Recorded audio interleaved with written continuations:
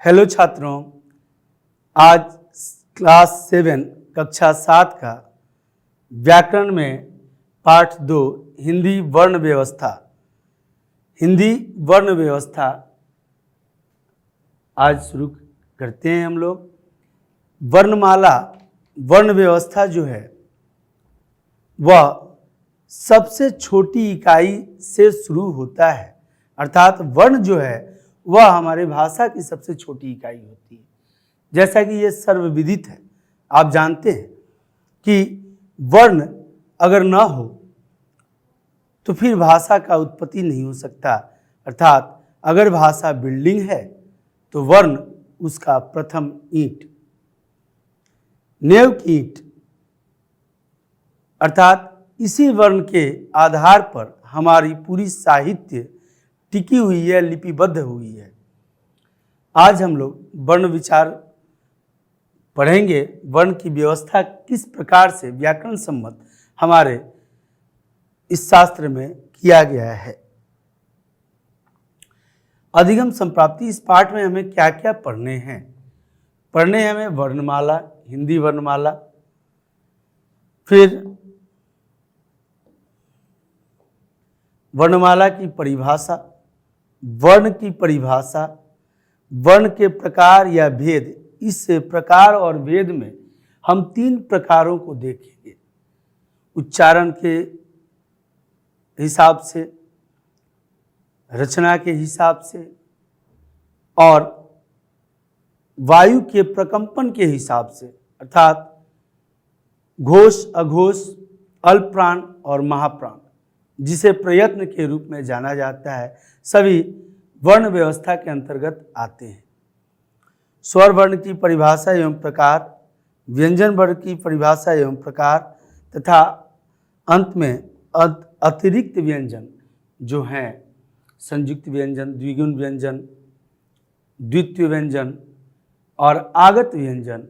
यह अतिरिक्त व्यंजन है हमारे साहित्य में प्रयुक्त होने वाले जो व्यंजन हैं वह कुल 33 हैं, मूल 33 हैं, कुल 35 हैं, 35 टोटल 35 और मूल 33 हैं। जबकि अतिरिक्त व्यंजन 4 संयुक्त वर्ण, आगत वर्ण 2 और द्वितीय वर्ण के प्रकार तो नहीं होते। द्वितीय वर्ण जो समान जाति के, एक ही जाति के दोनों वर्ण आपस में जब युक्त होते हैं तो द्वितीय कहा जाता है।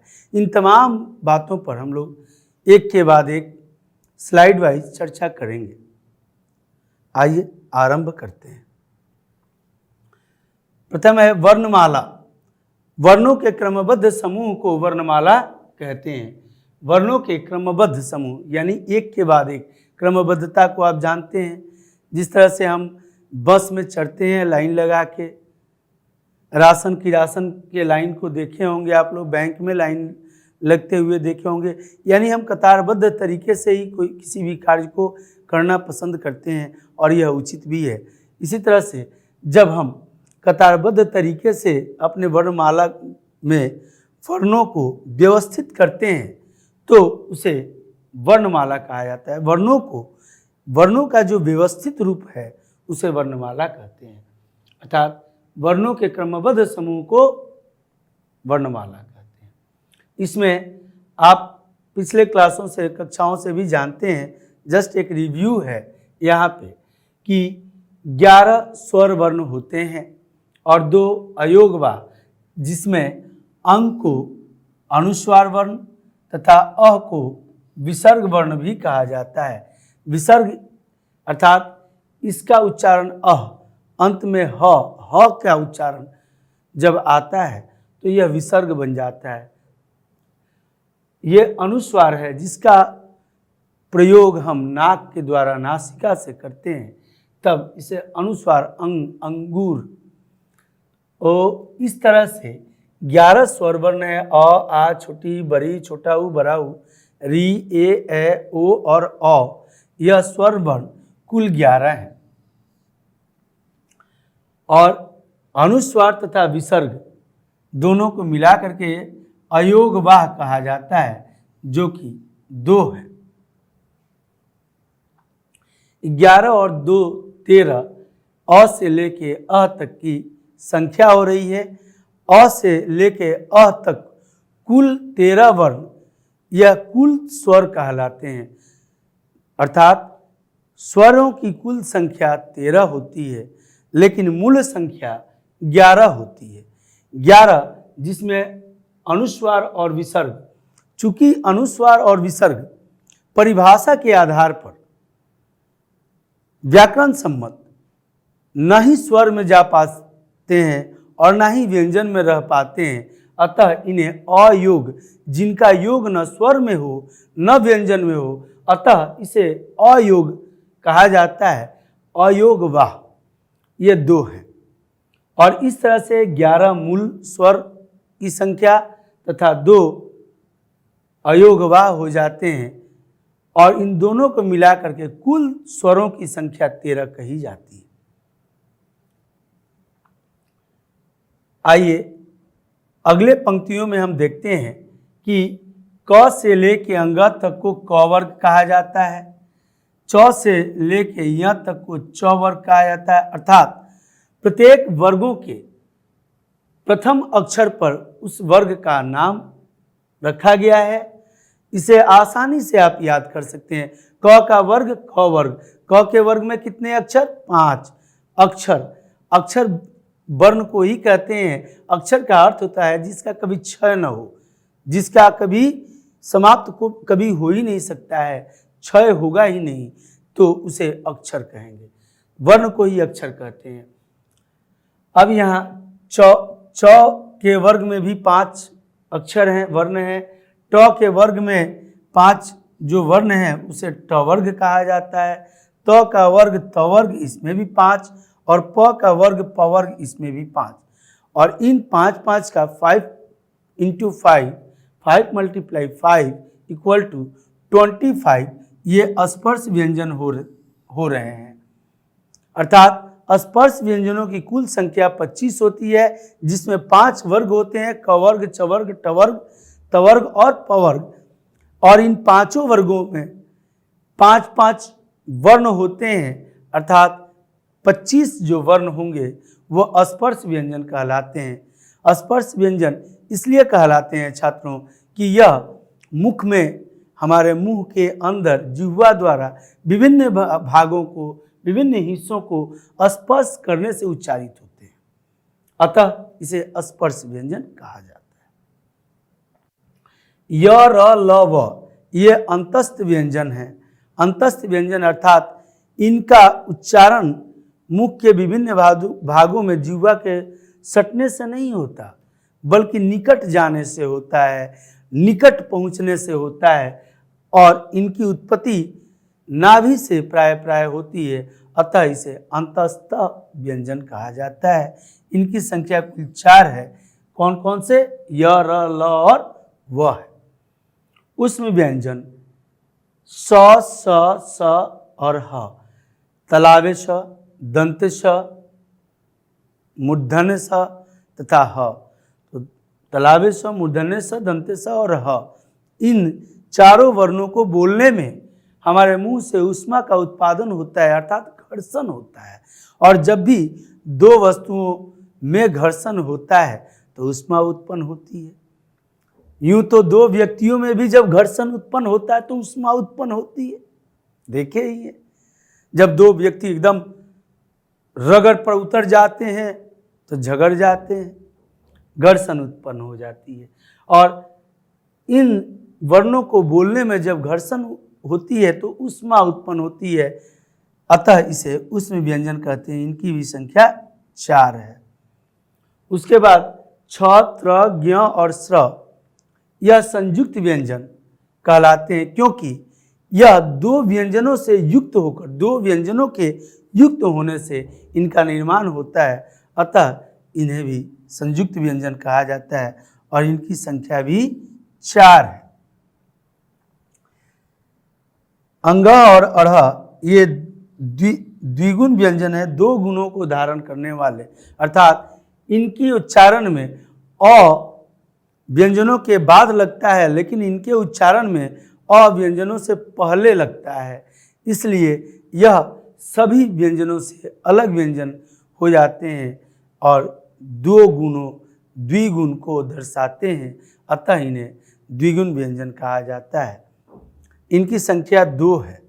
अब हम अगर जोड़ते हैं तो 11, 2, 25, 4 4 8 4 12 और 2 14,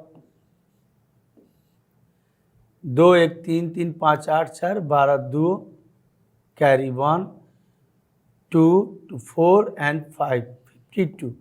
यह जो 52 वर्ण हैं, ये 52 वर्ण,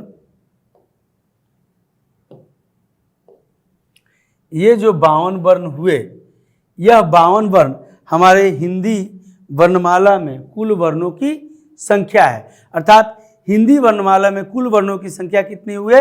52।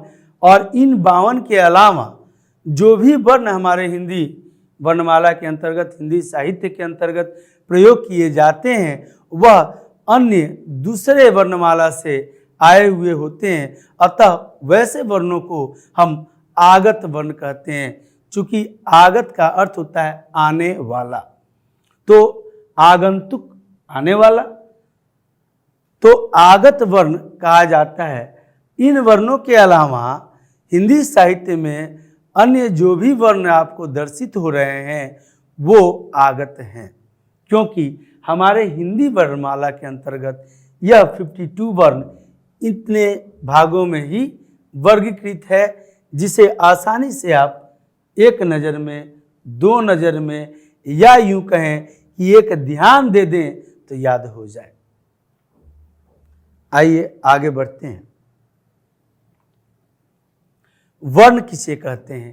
तो वर्ण उस मूल ध्वनि को कहते हैं जिसके खंड या टुकड़े नहीं हो सकते या नहीं किए जा सकते, अर्थात सबसे छोटी इकाई। अतः वर्ण की एक और परिभाषा जो आप जानते भी हैं कि वर्ण भाषा की सबसे छोटी इकाई होती है।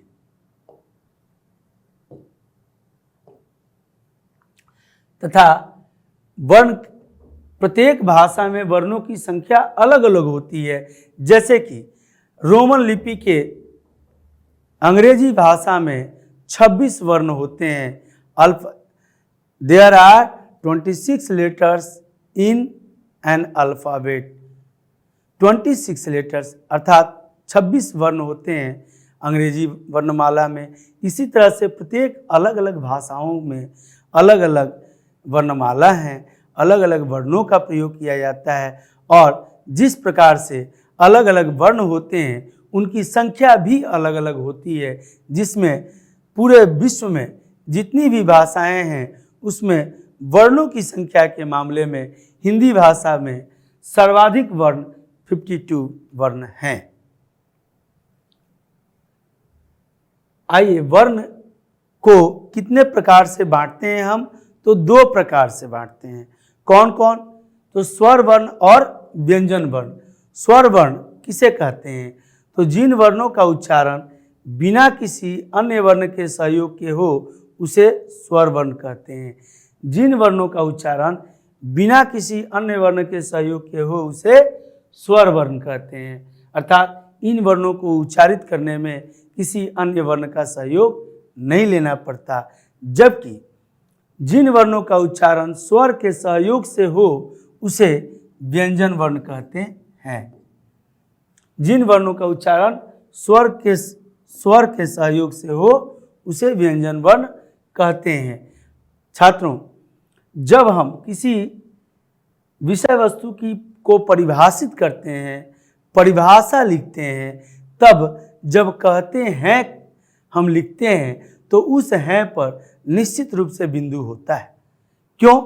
क्योंकि वह परिभाषा जो भी होता है वह किसी एक व्यक्ति, वस्तु, स्थान, भाव आदि के लिए नहीं होता, बल्कि उस प्रजाति, उस श्रेणी में आने वाले प्रत्येक वस्तु वास्तव के लिए किया जाता है। अतः प्रत्येक यानी समूह के लिए प्रयोग किए जाने वाले है में एक वचन नहीं होकर के वह बहुवचन होता है। अतः वहां बिंदु मस्ट है, निश्चित है। छात्रों, स्लाइड को इस तरह से अरेंज किया गया है। यहाँ पे आप ध्यानपूर्वक अगर देख रहे हैं तो देखें कि अगर परिभाषा में लिखना है तो ये पहला लाइन जो हम लोगों ने अभी विश्लेषण किया वह लिखेंगे। अगर स्वर वर्ण और व्यंजन वर्ण के बीच अंतर स्पष्ट करने के लिए पूछा जा रहा हो तो आप इन दोनों तरफ के पार्ट्स को लिखकर अपने उत्तर को यथोचित स्थान दे सकते हैं। स्वर वर्ण की एक और परिभाषा है जिसे जो परिभाषित करती है स्वर वर्ण का, जिन ध्वनियों को बोलते समय हवा फेफड़ों से होते हुए सीधी कंठ से बाहर आ जाती है।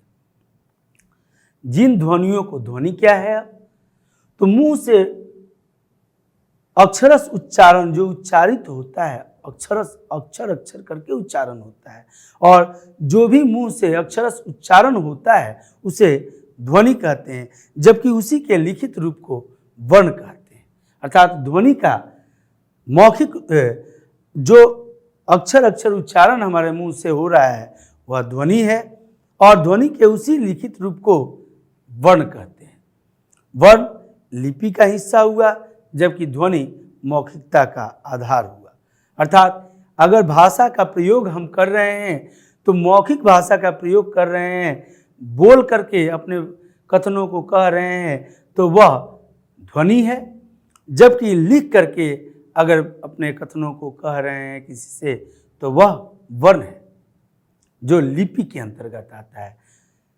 अब जिन ध्वनियों को बोलते समय हवा फेफड़ों से होते हुए सीधी कंठ से बाहर आ जाती है वह स्वर कहलाती है, जबकि जिन वर्णों को बोलने में हवा रुकावट के साथ बाहर निकलती है वह व्यंजन कहलाते हैं। स्वर में अ से लेके अ तक कुल 11 हैं, जबकि व्यंजनों की कुल संख्या स्पर्श व्यंजन 25, जैसा कि पिछले स्लाइड में हम लोगों ने देखा। अंतस्थ व्यंजन की संख्या 4, उष्म व्यंजन की संख्या 4, द्विगुण व्यंजन की संख्या 2 तथा इन सभी को जोड़ करके देखते हैं तो कुल 35 हो रहे हैं, जो कि द्विगुण व्यंजन को अगर हम मुख्य व्यंजनों से अलग कर देते हैं तो 33 अर्थात कुल 35 व्यंजन है, जबकि मूल व्यंजनों की संख्या द्विगुण को घटा देने के बाद यहाँ माइनस कर देने के बाद कुल मूल रूप से यह 33 व्यंजन हो जाते हैं। छात्रों, कई ऐसे कॉम्पिटिटिव परीक्षाओं में पूछा जाता है कि हिंदी वर्णमाला में कुल व्यंजनों की संख्या कितनी है, तो उत्तर होगा 35, और हिंदी वर्णमाला में मूल व्यंजनों की संख्या कितनी होती है तो उत्तर होगा 33। यहाँ पर छात्र कंफ्यूज करते हैं और गलत टिक लगा के चले आते हैं, नतीजा रॉन्ग हो जाता है। गलत ना हो इसलिए इसे ध्यान में बैठा लेना चाहिए। कुल व्यंजन 35, मूल व्यंजन 33, कौन दो हट रहा है? द्विगुण हट रहा है, क्योंकि द्विगुण के उच्चारण में अ का उपयोग पहले हो जा रहा है। अड़, अढ़, अड़, र के पहले अ का उच्चारण हो रहा है, अतः यह द्विगुण व्यंजन मूल व्यंजनों की संख्या से बाहर हो जाता है। स्वर वर्ण के प्रकार।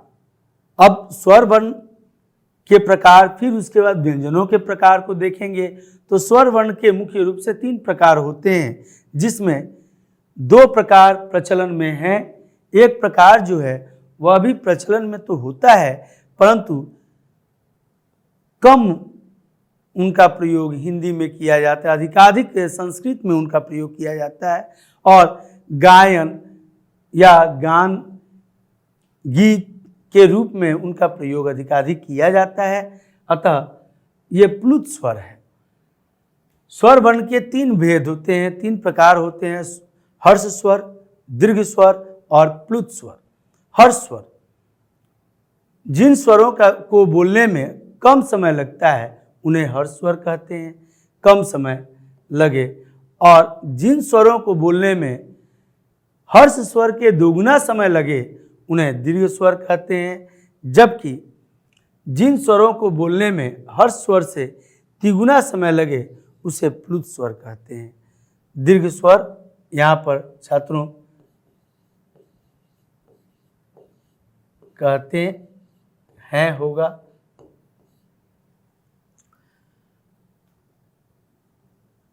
आगे बढ़ते हैं। हर्ष स्वरों की कुल संख्या 4 है। कौन कौन सा? अ, छोटी, छोटा ऊ और री। जबकि दीर्घ स्वरों की कुल संख्या 7 है। कौन कौन? आ, दीर्घई, दीर्घऊ, ए, ओ तथा औ। कुल संख्या इनकी 7 है। जबकि प्लुत स्वर कहा जाता है जिन स्वरों को बोलने में हर स्वर से तिगुना समय लगता हो या लगे उन्हें प्लुत स्वर कहते हैं। जैसे ओइम, सुनो, राधे। इसमें ए का उच्चारण जो टान के साथ हो रहा है उसको जब लिखित रूप देते हैं तो इस तरह से लिखते हैं, और जब मौखिक रूप से बोलते हैं तो टान लेकर के बोलते हैं। अतः प्लुत स्वरों का प्रयोग अधिकाधिक बोलने में किया जाता है।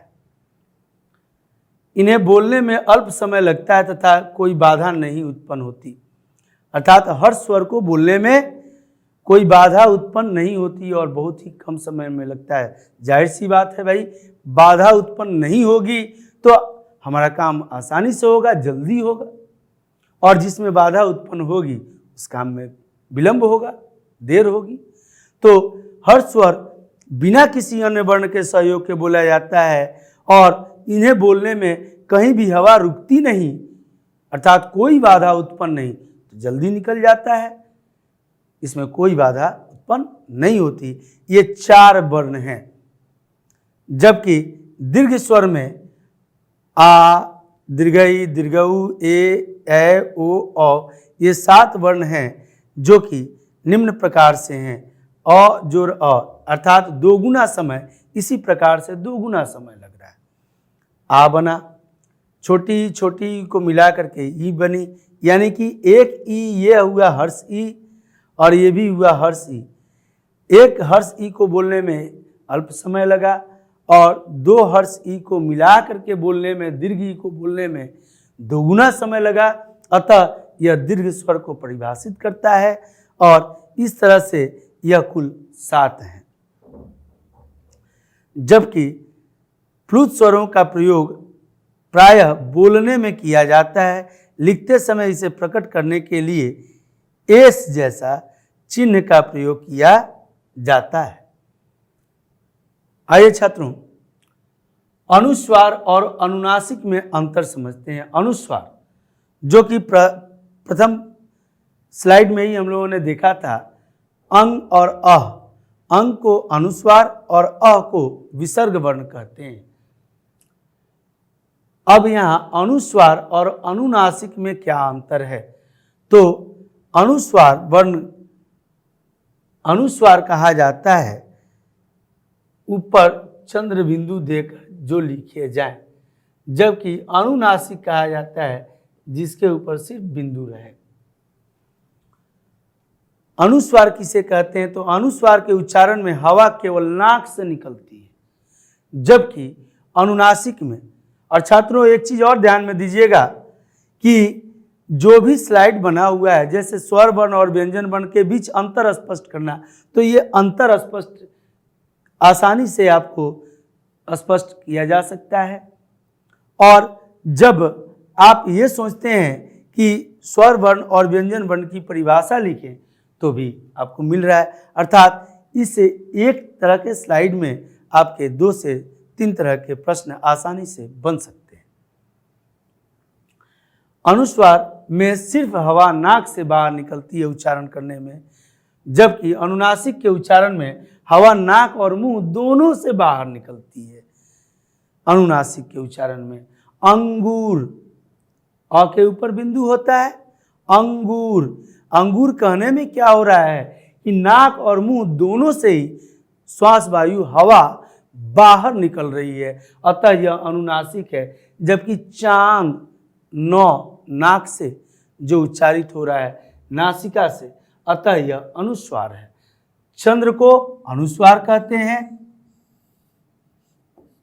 जबकि मात्र बिंदु को अनुनासिक वर्ण कहा जाता है।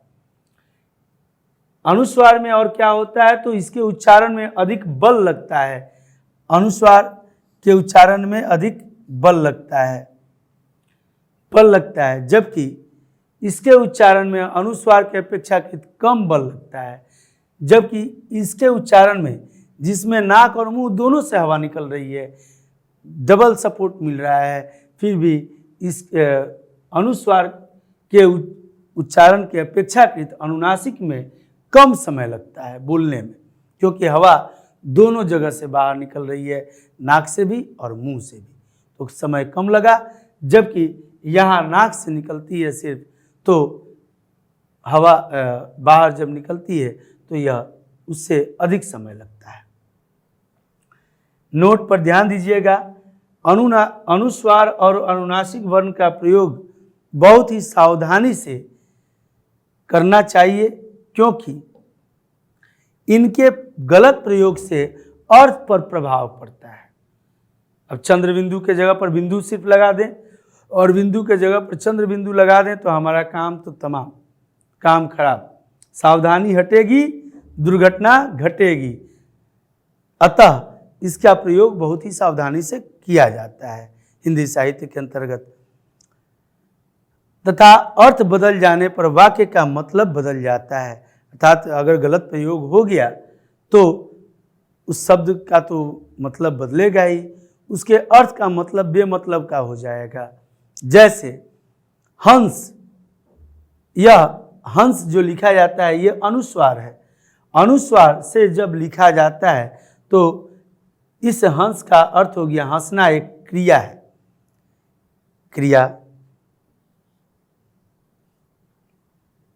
क्रिया है। जबकि अगर सिर्फ बिंदु दे रहे हैं हंस में, ह के ऊपर बिंदु दे रहे हैं, अनुनासिक दे रहे हैं, तो इसका अर्थ हो जाता है हंस एक पक्षी का नाम है, अर्थात संज्ञा है। अब देखिए, एक बिंदु एक चंद्र मात्र यहाँ पर अधिक है और यहाँ पर नहीं लगा हुआ है, जिसके वजह से अगर इसके जगह वो लिख दें, उसके जगह ये लिख दें, तो हमारा क्रिया और संज्ञा के बीच में खटपट हो जाएगा, अर्थात संज्ञा क्रिया बन सकती है, क्रिया संज्ञा बन जाएगी और बनेगी नहीं, हम बेवकूफ़ बन जाएंगे और हमारा नंबर कट जाएगा। इसलिए इसमें सावधानी की आवश्यकता बेशक है और बेहतर है। जबकि वेदांत दांत के ऊपर चंद्र बिंदु अगर देते हैं हम, तो उसका अर्थ होता है बिना दांत का, यानी दांत जब लिखते हैं, इस दांत का प्रारूप जब हम लिखते हैं तो दा के ऊपर चंद्र बिंदु होगा। वेदांत का अर्थ हुआ बिना दांत का। बछड़े को, बैल को कहा जाता है वेदांत है, यानी बिना दांत का है। जबकि अगर सिर्फ बिंदु देते हैं, चंद्र नहीं देते हैं, तो इसका अर्थ होता है वेद संबंधित पुस्तकें,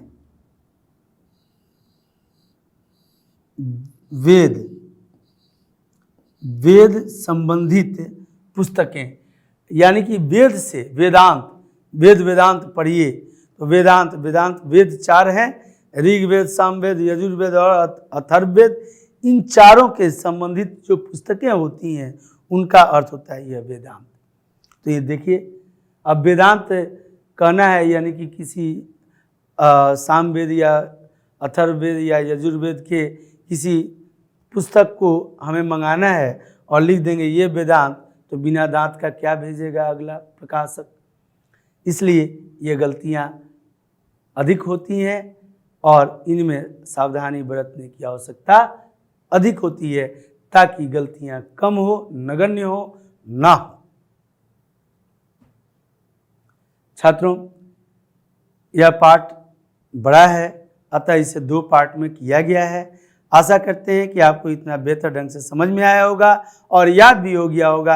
आप बुद्धिमान तो हैं ही, साथ में आप अपने ध्यानपूर्वक सुनते हैं, इसलिए तो याद कर लेते हैं। और क्लास में याद करने की ये जो आपकी प्रवृत्ति है, यह वास्तव में एक छात्र की प्रवृत्ति को दर्शाता है, छात्र के गुणों को दर्शाता है। अतः इन गुणों के साथ ही आप अपने लक्ष्य की तरफ अग्रसर हों और एक दिन निसंदेह कामयाबी को प्राप्त करें। इसी अभिलाषा, आशा, उम्मीद और आशीर्वाद के साथ धन्यवाद। आपका दिन मंगलमय हो।